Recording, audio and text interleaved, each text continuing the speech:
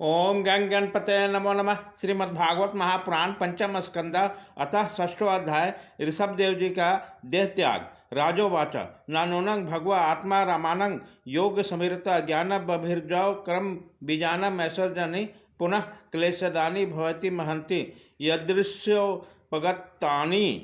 राजा परीक्षित ने पूछा, भगवान योग रूप वायु से प्रज्वलित हुई ज्ञानाग्नि से जिनके राग आदि कर्म बीज दग्ध हो गए हैं, उन आत्माराम मुनियों को देवश यदि स्वयं ही आत्म अनिमादी सिद्धि प्राप्त हो जाए तो उनके राग द्वेष आदि क्लेश का कारण तो किसी प्रकार नहीं हो सकते।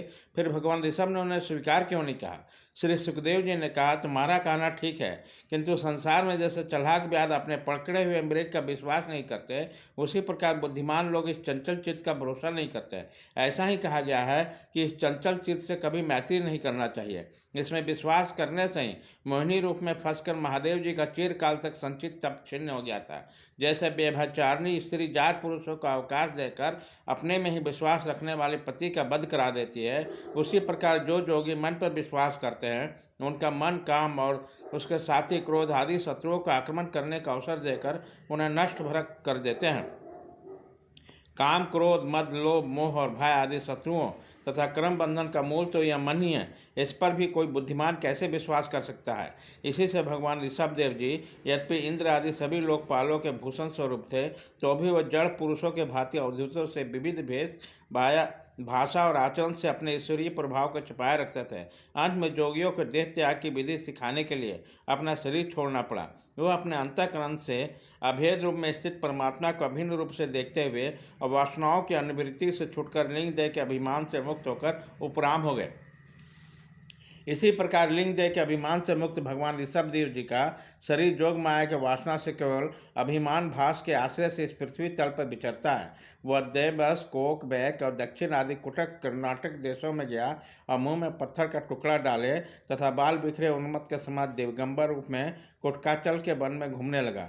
उसी समय झंझावात के झकोरे हुए बाँसों के घर्षण से प्रबल दावग्नि धधक उठी और उसके सारे वन को अपनी अपनी लाल लपटों में लेकर ऋषभ देव जी को सहित भस्म कर दिया।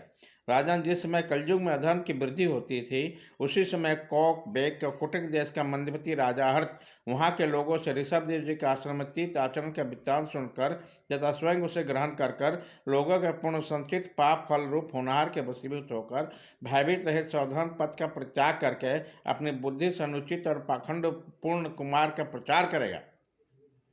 उसमें कलयुग से देहमाया से मोहित अनेक अधम मनुष्य अपने शास्त्र भी शौच और आचार को छोड़ बैठेंगे। अधर्म बहुल कलयुग के प्रभाव से बुद्धिहीन हो जाने के कारण वे स्नान न करना, आचमन न करना, अशुद्ध रहना, केस निचवाना आदि ईश्वर का तिरस्कार करने वाला पाखंड धर्म को मनमाने ढंग से स्वीकार करना, अप्राय वेद, ब्राह्मण और भगवान यज्ञ पुरुष की निंदा करने लगेंगे। वे अपनी इस नवीन अवैधिक स्वेच्छाकृत प्रवृत्ति में अंध परंपरा में विश्वास करने वाले मतवाले रहने कारण स्वयं घोर नरक में गिरेंगे। भगवान की ये अवतार रजोगुण से भरे हुए लोगों की मोक्ष मार्ग की शिक्षा देने के लिए हुआ। इसके गुणों का वर्णन करने में लोग इन वाक्यों को कहा करते हैं, अहो, 7 समुद्रों वाली पृथ्वी के समस्त द्वीप वर्षों में भारतवर्ष ही बड़ी पुण्य भूमि है, क्योंकि यहाँ के लोग श्री हरि के मंगलमय अवतारों चरित्र का गुणगान करते हैं। अहो, महाराज प्रियव्रत का वंश बड़ा ही उज्ज्वल और सुयशपूर्ण है, जिसमें पुराण पुरुष श्री आदि नारायण को ऋषभ अवतार लेकर मोक्ष प्राप्ति कराने वाली परमहंस धर्म का आचरण किया।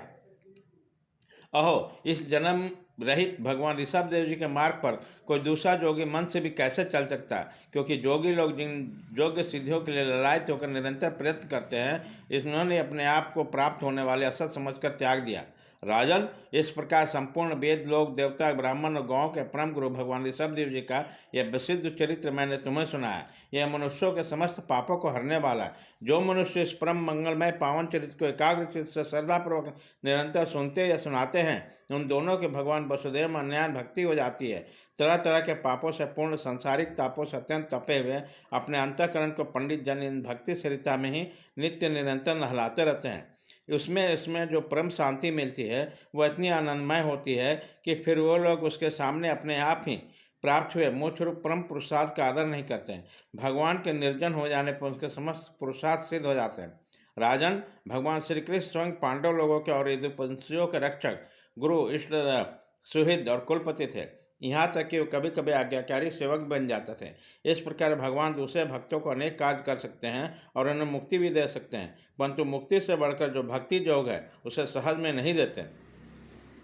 निरंतर विषय भोगों की अभिलाषा करने के कारण अपने वास्तविक श्रेय से चिरकाल तक बेसुध हुए लोगों को जिन्होंने करुणावश निर्भय आत्मलोक का उपदेश दिया और जो निरंतर अनुभव होने वाले आत्मस्वरूप की प्राप्ति से सब प्रकार की तृष्णाओं से मुक्त है, उन भगवान ऋषभ देव को नमस्कार है। इति श्रीमद्भागवते महापुराणे पारमहंस्य सहितांग पंचम स्कंदे ऋषभ देवानुचरिते 5वां अध्याय।